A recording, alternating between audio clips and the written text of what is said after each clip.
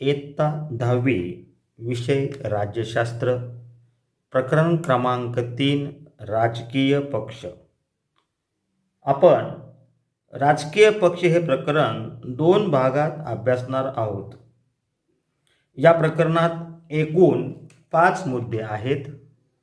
मुद्दा क्रमांक 1 राजकीय पक्ष, मुद्दा क्रमांक 2 भारतातील पक्ष पद्धतीचे बदलते स्वरूप, 3 भारतातील राष्ट्रीय पक्ष, 4 प्रादेशिकता, 5 प्रादेशिक पक्ष.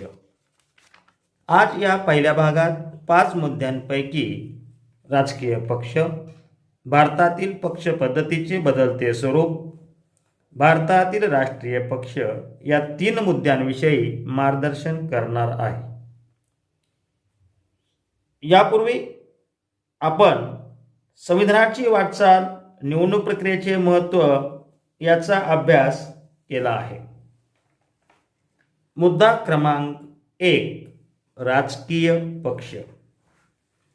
या मुद्द्यामध्ये राजकीय पक्ष म्हणजे काय व राजकीय पक्षाची वैशिष्ट्ये या 2 उपमुद्द्यांचा विचार करणार आहोत. सामान्य जनता, लोकशाही, प्रतिनिधित्व आणि निवडणुका या सर्वांना जोडणारा सर्वात महत्त्वाचा दुवा राजकीय पक्ष असतो. आपण राजकारणाविषयी जे ऐकतो अथवा वाचतो ते बरेचसे पक्षांशी संबंधित असते. राजकीय पक्षांचे अस्तित्व सर्व लोकशाही व्यवस्थांमध्ये असते. किंबहुना लोकशाहीमुळे राजकीय पक्ष सत्तेसाठी स्पर्धा करतात. या पाठात आपण भारतातल्या राजकीय पक्ष पद्धतीची ओळख करून घेणार आहोत. आपल्या शाळेत किंवा परिसरामध्ये अनेक गट, संस्था, संघटना कोणत्या तरी कामाचा पाठपुरावा करताना आपण पाहिलेले आहेत. राजकीय पक्ष म्हणजे काय हे आपण पहिल्यांदा पाहूया. सार्वजनिक प्रश्न सोडवण्यासाठी एखादी संघटना ही पुढाकार घेते. विविध चळवळींच्या आंदोलनाविषयी तुम्ही वाचलेले आहे. याचा अर्थ असा की समाजात ज्या प्रकारे गट, संस्था, चळवळी सक्रिय असतात त्याच प्रकारे राजकीय पक्षही निवडणुका लढवण्यात पुढाकार घेताना दिसतात. समाजातील अन्य संस्था, संघटना व राजकीय पक्ष यांच्यात फरक आहे. राजकीय पक्ष हे सुद्धा सामाजिक संघटना असतात, परंतु त्यांची उद्दिष्टे व कार्यपद्धती मात्र वेगळी असते. या पार्श्वभूमीवर आपल्याला असे म्हणता येईल की राजकीय सत्ता प्राप्त करण्यासाठी जेव्हा लोक एकत्र येऊन निवडणूक प्रक्रियेत सहभागी होतात तेव्हा त्या संघटनांना राजकीय पक्ष म्हटले जाते. राजकीय पक्ष म्हणजे निवडणूक लढवून ती जिंकण्यासाठी व त्यानंतर सत्ता मिळवून आपल्या पक्षाचे शासन स्थापन करणाऱ्या लोकांचा गट होय. राजकीय पक्ष या मुद्द्यातील दुसरा उपमुद्दा आहे राजकीय पक्षाची काही ठळक वैशिष्ट्ये. पहिलं वैशिष्ट्य सत्ता मिळवणं. राजकीय पक्षांचा हेतू केवळ निवडणुकांच्या माध्यमातून सत्ता मिळवणे हाच असतो. त्यामुळे सत्तेसाठी विविध राजकीय पक्ष परस्परांशी सतत स्पर्धा करत असतात. अशी स्पर्धा करण्यात अयोग्य काहीच नाही, परंतु स्पर्धेचे स्वरूप निकोप असावे. राजकीय पक्षाचं दुसरं ठळक वैशिष्ट्य सांगता येईल विचारसरणीचा आधार. प्रत्येक राजकीय पक्ष काही धोरणांचा, विचारांचा पुरस्कार करणारा असतो. सार्वजनिक प्रश्नाबाबत पक्षांची एक विशिष्ट भूमिका असते. या सर्वांच्या समावेशातून पक्षाची विचारसरणी तयार होते. ही विचारसरणी ज्यांना योग्य वाटते ते लोक त्या त्या पक्षाला पाठिंबा देतात. पक्षाला लोकांचा जो पाठिंबा मिळतो त्याला त्या पक्षाचा जनाधार असेही म्हटले जाते. आधुनिक काळात सर्वच राजकीय पक्षांची विचारसरणी सारखीच दिसते. त्यामुळे पक्षांमध्ये विचारसरणीवर आधारित फरक करणे अवघड झाले आहे. राजकीय पक्षांचं ठळक वैशिष्ट्य क्रमांक 3, पक्ष कार्यक्रम. विचारसरणी प्रत्यक्षात आणण्यासाठी राजकीय पक्ष त्यावर आधारित कार्यक्रम निश्चित करतात. सत्ता मिळाली की या कार्यक्रमांची अंमलबजावणी केली जाते. सत्ता नाही मिळाली तरी कार्यक्रमांच्या आधारे लोकांचा पाठिंबा मिळवण्याचा प्रयत्न राजकीय पक्ष करतात. 4 नंबरचं वैशिष्ट्य आहे सरकार स्थापन करणे. राजकीय पक्ष सरकार स्थापन करतात आणि देशाचा राज्यकारभार करतात. अर्थात हे कार्य निवडणुकीत बहुमत मिळवणाऱ्या पक्षाचे असते. ज्या पक्षांना बहुमत मिळत नाही ते विरोधी पक्ष म्हणून कार्य करतात. राजकीय पक्षाचं ठळक वैशिष्ट्य 5वं, शासन व जनता यांच्यातील दुवा. राजकीय पक्ष शासन आणि जनता यांच्यातील दुवा म्हणून काम करतात. जनतेच्या मागण्या आणि गाऱ्हाणे शासनापर्यंत पोहोचविण्याचे कार्य राजकीय पक्ष करतात, तर शासनामार्फत आपल्या धोरण कार्यक्रमांना पाठिंबा मिळवण्याचा प्रयत्न करतो.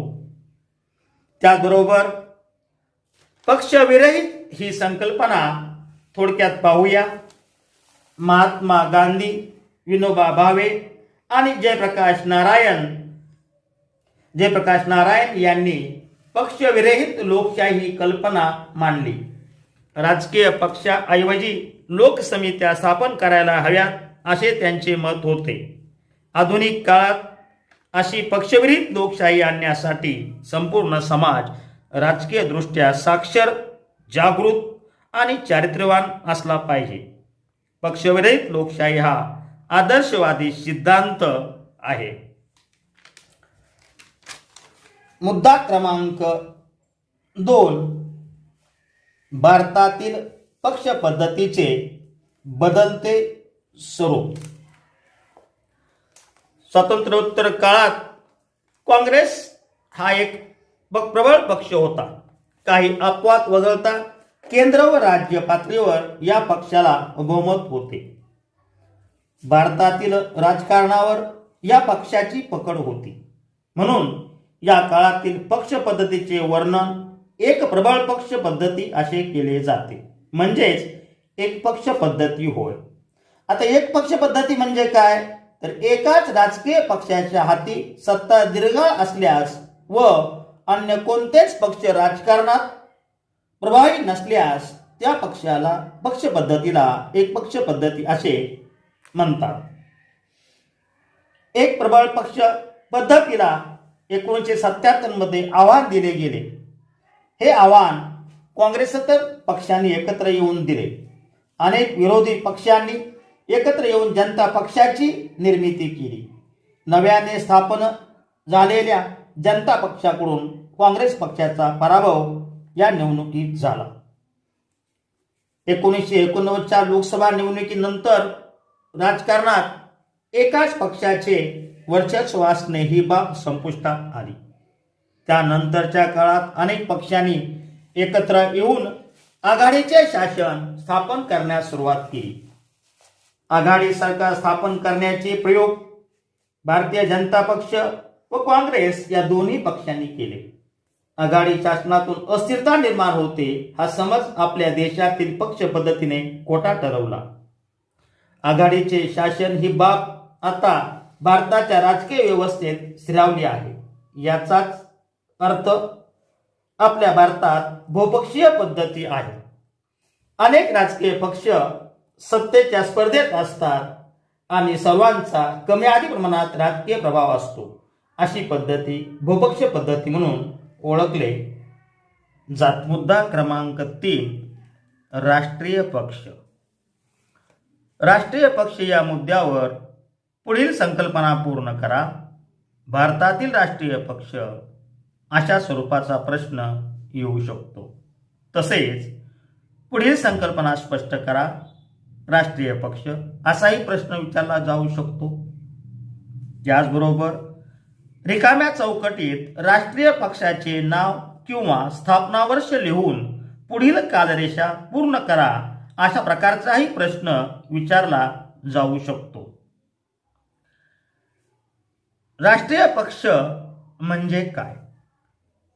राष्ट्रीय पातळीवर कार्यरत असणाऱ्या पक्षांना राष्ट्रीय पक्ष असे म्हणतात. राष्ट्रीय पक्ष म्हणून मान्यता मिळवण्यासाठी निवडणूक आयोगाने काही पुढील निकष ठरवले आहेत. 4 किंवा अधिक राज्यामध्ये लोकसभा किंवा विधानसभेच्या मागील निवडणुकीत किमान 6% वैध मते मिळवणे आवश्यक असते.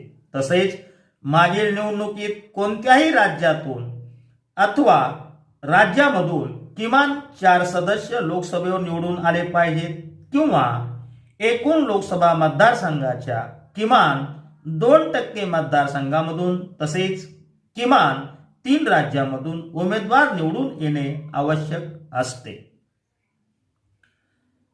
आपण आता राष्ट्रीय पक्ष क्रमांक 1 भारतीय राष्ट्रीय काँग्रेस याची माहिती पाहूया. भारतीय राष्ट्रीय काँग्रेस 1885 साली भारतीय राष्ट्रीय काँग्रेसची स्थापना झाली. स्थापनेच्या वेळी काँग्रेस ही सर्वसमावेशक स्वरूपाची राष्ट्रीय स्वातंत्र्यासाठी प्रयत्न करणारी चळवळ होती. त्यामुळे त्यात विविध विचारसरणीचे गट एकत्र आले होते. स्वातंत्र्योत्तर काळात काँग्रेस एक सर्वात प्रभावी पक्ष म्हणून आकारास आला. या पक्षाचे निवडणूक चिन्ह हाताचा पंजा आहे. धर्मनिरपेक्षता, सर्वांगीण विकास, दुर्बल घटकांसाठी आणि अल्पसंख्याक वर्गासाठी समान हक्क, व्यापक समाज कल्याण हे या पक्षाचे सुरुवातीपासूनचे धोरण आहे. त्यानुसार या पक्षाने अनेक कार्यक्रमही राबवले. लोकशाही, समाजवाद, आंतरराष्ट्रीय शांतता व सामाजिक समता यावर या पक्षाचा विश्वास आहे. 1947 ते 1977 अशी सलग सत्ता काँग्रेस पक्षाची होती. राष्ट्रीय पक्ष 2 भारतीय कम्युनिस्ट पक्ष मार्क्सवादी विचारसरणीवर आधारलेल्या या पक्षाची स्थापना 1925 साली झाली. भारतातला हा एक जुना पक्ष आहे. मजूर, कष्टकरी वर्ग व कामगारांच्या हितासाठी हा पक्ष कार्य करतो. या पक्षाचा भांडवलशाहीला विरोध आहे. 1962च्या सुमारास चीन व सोव्हिएत युनियन या दोन्ही साम्यवादी देशांपैकी कोणाचे नेतृत्व स्वीकारायचे यावरून या पक्षातील नेत्यांमध्ये वैचारिक मतभिन्नता निर्माण झाली व भारतीय कम्युनिस्ट पक्षात फूट पडली व त्यातून भारतीय कम्युनिस्ट पक्ष मार्क्सवादी हा पक्ष स्थापन झाला. पुढील राष्ट्रीय पक्ष आहे भारतीय जनता पक्ष. भारतीय जनता पक्ष हा राष्ट्रीय स्तरावरील एक महत्त्वाचा पक्ष आहे. भारतीय जनसंघ हा पक्ष 1951 मध्ये स्थापन झाला. 1977 मध्ये स्थापन झालेल्या जनता पक्षात भारतीय जनसंघ विलीन झाला. परंतु जनता पक्षाचे हे स्वरूप फार काळ टिकले नाही. पक्ष फुटला व त्यातील भारतीय जनसंघाने भारतीय जनता पक्ष या नावाने 1980 मध्ये नवा पक्ष स्थापन केला. या पक्षाचे निवडणूक चिन्ह कमळ आहे. प्राचीन भारतीय संस्कृती, परंपरा यांचे जतन केले पाहिजे अशी या पक्षाची भूमिका आहे. आर्थिक सुधारणावर या पक्षाचा भर आहे. पुढील राष्ट्रीय पक्ष आहे 4 नंबर भारतीय कम्युनिस्ट पक्ष मार्क्सवादी. समाजवाद, धर्मनिरपेक्षता आणि लोकशाही यांचा हा पक्ष पुरस्कार करतो. साम्राज्यवादास या पक्षाचा विरोध आहे. कामगार, शेतकरी, शेतमजूर यांच्या हितसंबंधाची जपणूक करणे हे या पक्षाचे धोरण आहे. 1962 साली स्थापन झालेला हा पक्ष आहे. पश्चिम बंगालमध्ये 1977 ते 2011 सतत 34 वर्ष या पक्षाची सत्ता होती. पुढील राष्ट्रीय पक्ष आहे बहुजन समाज पक्ष. बहुजन समाज पक्ष हा समाजवादी विचारसरणीचा पक्ष आहे. बहुजनांचे हित हे या पक्षाचे उद्दिष्ट असून 1984 साली या पक्षाची स्थापना झाली.